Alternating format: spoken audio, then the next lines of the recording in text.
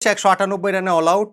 Australia দিনের খেলা শেষ করেছে ১ উইকেটে ৯৬ রানে। এমনটা যদি হতো সেটাই স্বাভাবিক। কিন্তু না, অস্ট্রেলিয়ার মাটিতে ২৩ বছর পর যে খেলতে গেল বাংলাদেশ টেস্ট সিরিজ, সেইখানে ডারউইনে প্রথম টেস্টের প্রথম দিন শেষে স্কোরটা উল্টা। অস্ট্রেলিয়াকে বাংলাদেশ অল আউট করে দিয়েছে ১৯৮ রানে এবং দিনের খেলা আমরা শেষ করেছি ১ উইকেটে ৯৬ রানে। অর্থাৎ ১০২ রানে আমরা পিছিয়ে আছি মাত্র। হাতে আছে আমাদের ৯ উইকেট। টেস্ট ক্রিকেটে এই ২৬ বছরে বাংলাদেশের সবচেয়ে ভালো দিনগুলোর একটা কি আজকে গেল না? দেখুন, এই অস্ট্রেলিয়ার সঙ্গে বাংলাদেশের একটা ভালো দিন রয়েছে। ২০০৬ সালে ফতুল্লা টেস্টে শেষ পর্যন্ত আমরা ৩ উইকেটে খুবই ট্র্যাজিকভাবে হেরে গিয়েছিলাম। কিন্তু প্রথম দিনটা যে আমরা শেষ করেছিলাম ৫ উইকেটে ৩৫৫ রানে। আমাদের শাহরিয়ার নাফিজ অসাধারণ একটা সেঞ্চুরি করেছিলেন। হাবিবুল বাশার সুমন ভাই ৭৬ রানের একটা ইনিংস খেলেছিলেন। রাজিন সালে ৬৭ রানের ইনিংস খেলেছিলেন। কিন্তু সেটা ছিল শুধু ব্যাটে আধিপত্য। আর আজকের দিনটা দেখেন, ব্যাটে বলে ২ দিক থেকেই তো বাংলাদেশ আধিপত্য করেছে। On Facebook, Ronak's love for coffee got deeper. করেছে। এই টেস্ট ম্যাচ কত দিনে গড়াবে? ৫ দিন যাবে, ২ দিনে নাকি ৩ দিনে শেষ হবে? ৫ দিনে তো যাবেই না। এরকম অনেক আলোচনা তো অস্ট্রেলিয়ার গণমাধ্যম থেকে শুরু করে বিভিন্ন জায়গায় হচ্ছিল এবং সেখানে আমাদেরও কন্ট্রিবিউশন রয়েছে যে জিম্বাবুয়ের সঙ্গে লাস্ট টেস্টটাতে আমরা ইনিংস ব্যবধানে হেরে গিয়েছিলাম, অস্ট্রেলিয়ার সঙ্গে কিভাবে কি পারবো। কিন্তু প্রথম দিনটা অন্ততপক্ষে নাজমুল হোসেন শান্তর দল চোখে চোখ রেখে লড়াই শুধুমাত্র করেনি। এই প্রথম দিনটা অ্যাবসলুটলি বাংলাদেশের ৩টা সেশনই বাংলাদেশ ডমিনেট করেছে, যেটা গতকালকে আসলে কেউ কি আমরা ভাবতে পেরেছিলাম এত ভালো একটা দিন যাবে বাংলাদেশের? এতটা কি ভাবা গিয়েছিল?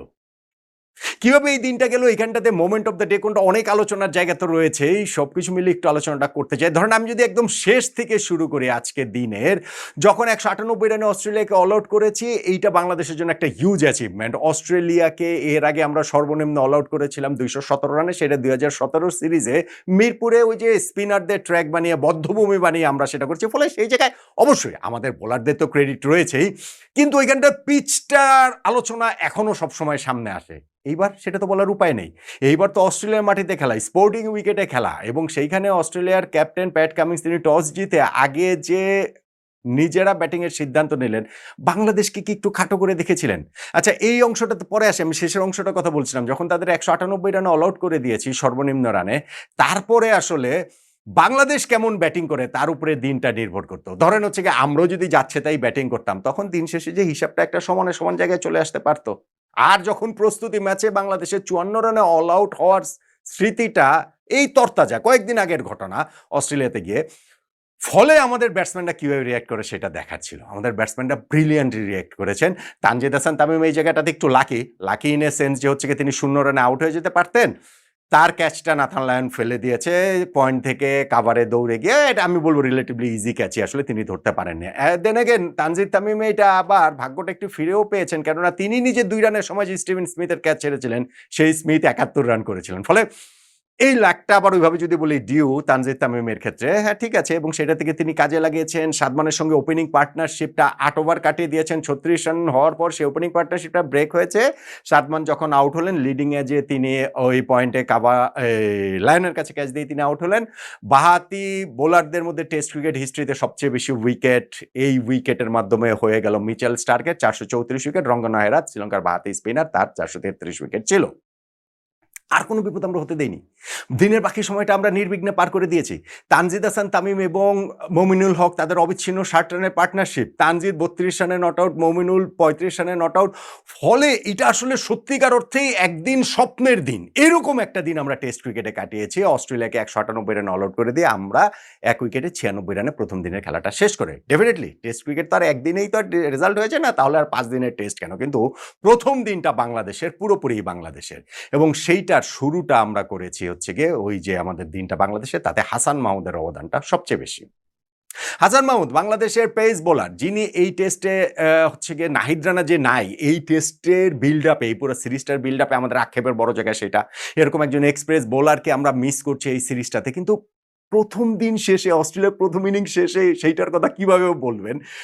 যেইভাবে স্টেপ আপ করলেন হাসান মাহমুদ, সেইটা আসলে অ্যামেজিং। দেশের বাইরে এর আগেও তার ২ বার ৫ উইকেট রয়েছে। এইবার তিনি ক্যারিয়ার সেরা বোলিং করলেন, ৬ উইকেট পেয়েছেন তিনি 55 রানে এবং অস্ট্রেলিয়ার মাটিতে প্রথম কোনো বাংলাদেশি বোলার হিসেবে যে কোনো ফরম্যাট মিলিয়ে 5 উইকেট তিনি পেলেন। টেস্টে 3 উইকেট মাশরাফির ছিল, ওয়ানডেতে রুবেলের 4 উইকেট ছিল, টি-20তে তাসকিনের 4 উইকেট ছিল। প্রথম 5 উইকেট পাওয়া বোলার হাসান মাহমুদ হলেন এবং সেইটাও কিভাবে দেখেন, ইনিংসের শুরুটাও তিনি করেছেন, ইনিংসের শেষটাও তিনি করেছেন এবং মাঝের অংশ তার পেস ট্রায়ার বাকি দুইজন তাসকিন এবং ইবাদত মাঝের কাজটা সেরেছেন কিভাবে? বলছিলাম যে অস্ট্রেলিয়া টস জিতে আগে ব্যাটিংয়ের সিদ্ধান্ত নিয়েছে এবং প্রথম ঘন্টা তারা নির্বিঘ্নেই পার করে দিয়েছিল। তারপর পরপর 2 ওভারে এই হাসান মাহমুদ 2 ওপেনারকে আউট করে দিলেন। জ্যাক ওয়েদারল তিনি কিপার লিটনের কাছে ক্যাচ দিয়ে আউট হয়েছেন এবং নেক্সট ওভারটাতে ট্রাভিস হেড তিনি হচ্ছে গিয়ে প্লেড অন হয়ে ব্যাটার ইনসাইড এজ হয়ে বোল্ড হয়ে তিনি আউট হয়ে গেছেন। এই যে double break through Hasan Mahmud দিলেন প্রথম ঘন্টাতে উইকেট না পাওয়ার পর, সেটা খুবই গুরুত্বপূর্ণ।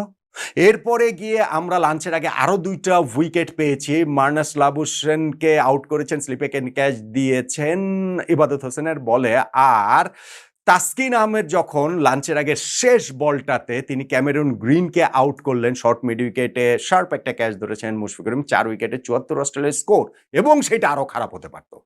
খারাপ করতে পারত দুইটা অকেশনে বেঁচে গিয়েছেন স্টিভেন স্মিথ, যিনি 2 রানে ছিলেন তখন স্লিপে তার ক্যাচটা ফেলেছেন তানজিদ হাসান তামিম এবং তিনি যখন 7 রানে তখনও কিন্তু মনে তো হয়েছিল ভাই আউট, মানে আম্পায়ার আউট দেন নাই কট বিহাইন্ডের অ্যাপিলে, কিন্তু যখন বাংলাদেশ রিভিউ নিয়েছে সাথে সাথে স্টিভেন স্মিথ কিন্তু প্যাভিলিয়নের দিকে হাঁটা শুরু করেছিলেন, কিন্তু তিনি আবার একটা সেন্স করতে পারলেন কি বুঝে যে না একটু দেখছে টেকছে তাহলে একটু হয়তো বা চান্স রয়েছে এবং দেখা গেল যে বলটা আসলে তার ব্যাটে লাগে নাই।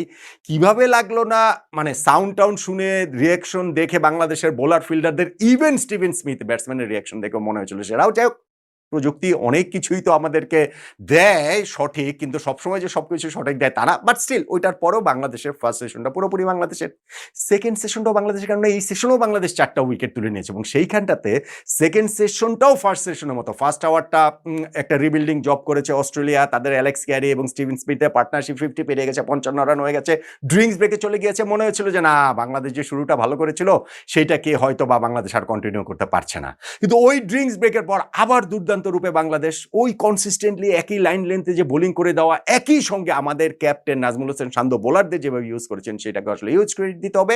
ড্রিঙ্কস ব্রেকের পরে প্রথম বলটাই এই জায়গাটাতে বোল্ড হয়ে গেলেন, ইবাদতের বলটাতে অ্যালেক্স ক্যারি ব্যাটারি ইনসাইডে এই যে লেগে, এই উইকেটটা আমি মনে করি খুব গুরুত্বপূর্ণ, কেননা অস্ট্রেলিয়া তখন একটা পুরোপুরি ইনিংসটা রিবিল্ড করার ফেজটাতে ছিল এবং বাউ ওয়েবস্টারকে অসাধারণ একটা ডেলিভারিতে যখন বোল করলেন তাসকিন আহমেদ, অস্ট্রেলিয়া কিন্তু ওই সময়টাতে গিয়ে মনে হচ্ছিল যে আবার তারা মানে স্টিভেন স্মিথকে সরাতে পারলেই বাংলাদেশ ম্যাচে ডমিনেট করবে এবং সেই শেষ কাজটুকু করেছেন আবার সেই হাসান মাহমুদ।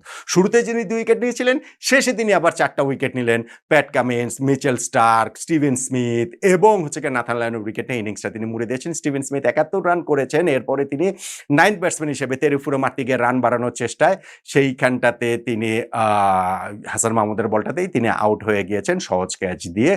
বাংলাদেশ অস্ট্রেলিয়াকে 198 রানে অল আউট করে দিয়েছে। এখন দেখেন বাংলাদেশ 198 রানে অস্ট্রেলিয়াকে অল আউট করেছে, টসে হেরে আমরা বোলিং পেয়েছি সেই জায়গাটাতে, তারপরে আমরা দিনের খেলা ব্যাটিংয়ে শেষ করেছি 1 উইকেটে 96 রানে, 102 রানে মাত্র আমরা পিছিয়ে রয়েছি। এইটা টেস্ট ক্রিকেটে বাংলাদেশের স্বপ্নের দিন বলবেন না তো কোনটাকে বলবেন? ডেফিনেটলি আমি আগে যেটা বলছিলাম যে টেস্ট ম্যাচ একদিনে জেতা যায় না, কিন্তু দিনটা জেতা যায়। এই প্রথম দিনটা বাংলাদেশ আমরা প্রবলভাবে জিতেছি এবং সেইটার কন্টিনিউশন সেকেন্ড দিন করাটা খুবই গুরুত্বপূর্ণ। আমাদের বোলিং ফিল্ডিংটা যে আজকে আমাদের একদম টপ নচ হয়েছে সেটা আমি বলবো না, কিছু এক্সট্রা রান টানও দিয়েছে, একটা ক্যাচও ড্রপ হয়েছে, কিন্তু স্পেশালি আমাদের বোলিং এফোর্ট সেইটাকে আমরা ধরে রেখেছি আমাদের ব্যাটিং এফোর্টটাতে। ফার্স্ট ডেটাকে এখন যদি আমরা সেকেন্ড ডেতে ধরে রাখতে পারি, ইউ নেভার নো, আরো বড় কোনো স্বপ্নের দিকে হয়তো বা বাংলাদেশ চলে যেতে পারে। কিন্তু টেস্ট ক্রিকেট তো অস্ট্রেলিয়া মাটিতে খেলা তো, তারা আসলে প্রবলভাবেই কামব্যাক করতে চাইবে। সেই ঝড় সামাল দিয়ে সেকেন্ড ডেতে বাংলাদেশ কতটা কি করতে পারে সেক্ষেত্রেই হয়তোবা এই টেস্ট ম্যাচে আমি এখনো অত বড় স্বপ্নের কথা বলছি না, বলতে চাই না। টেস্ট ম্যাচের একটা দিন মাত্র গিয়েছে, কিন্তু তারপরে গিয়ে আমরা সেকেন্ড ডে শেষে হয়তোবা সেই জায়গাটাতে যেতে পারবো। তাহলে এই প্রথম দিনটা যে গেল, সেই প্রথম দিনের মোমেন্ট অফ দ্য ডে আসলে কোনটাকে বলবেন? হাসান মাহমুদ 6 উইকেট পেয়েছেন, ফ্যান্টাস্টিক। ক্যারিয়ার সেরা বোলিং করেছেন, ফ্যান্টাস্টিক। বাংলাদেশের 3 পেসার মিলে 10 উইকেট নিয়েছে। টেস্ট ক্রিকেট হিস্ট্রিতে বাংলাদেশের দ্বিতীয়বারের মতো 2024-এ পাকিস্তানের এগেনস্টে রাওয়ালপিন্ডিতে সেটা হচ্ছিল ফ্যান্টাস্টিক। সব ঠিক আছে, কিন্তু আমার কাছে খুব গুরুত্বপূর্ণ মোমেন্ট মনে হয়, সত্যিকার অর্থে মোমেন্ট অফ দ্য ডে মনে হয় অ্যালেক্স ক্যারির উইকেটটা। কেননা অস্ট্রেলিয়া ফার্স্ট সেশনে ৪ উইকেট হারানোর পরও সেকেন্ড সেশনের ফার্স্ট আওয়ারটা কাটিয়ে দিয়েছিল। তারা পুরোপুরি ইনিংসটা রিবিল করছিল স্টিভেন স্মিথ এবং অ্যালেক্স ক্যারির পার্টনারশিপ, এবং সেই সময়টাতে ড্রিঙ্কসটা হলো, ড্রিঙ্কসের পর প্রথম ডেলিভারিতে তাই ইবাদ হচ্ছে ক্যারিকে আউট করে দিলেন। আমি মনে করি ম্যাচের মোমেন্টামটা তখন আরও একবার বাংলাদেশের দিকে চলে এসেছে, যেটা খুব গুরুত্বপূর্ণ। অস্ট্রেলিয়ার সাথে সামান্যতম ছাড় দেওয়ার কোনো সুযোগ আসলে নাই, এটা লাস্ট উইকেটে গিয়েও নাই। সো বাংলাদেশ সেটা দেয়নি, এবং ওই জায়গাটাতে মোমেন্টামটা আবার নিজেদের দিকে নিয়ে আসার জন্য আমি মনে করি যে হাসান মাহমুদ শেষ 6 উইকেট সত্ত্বেও ইবাদতের এই উইকেটটা অ্যালেক্স ক্যারির, সেইটাই এই প্রথম দিনের মোমেন্ট অফ দ্য ডে। আর প্রথম দিনের প্রতিটা মোমেন্টই আসলে বাংলাদেশের ক্রিকেট প্রেমীদের জন্য আসলে বারবার বারবার বারবার জাবর কেটে দেখার মতো, একেবারে রিওয়াইন্ড করে দেখার মতো একটা দিন গেল। দ্বিতীয় দিন কি এই ধারাবাহিকতা নাজমুল হোসেন শান্তর দল দেখাতে পারবে আবারও? তাহলে হয়তো বা আমরা ওই বড় স্বপ্নের কথা বলতে পারবো।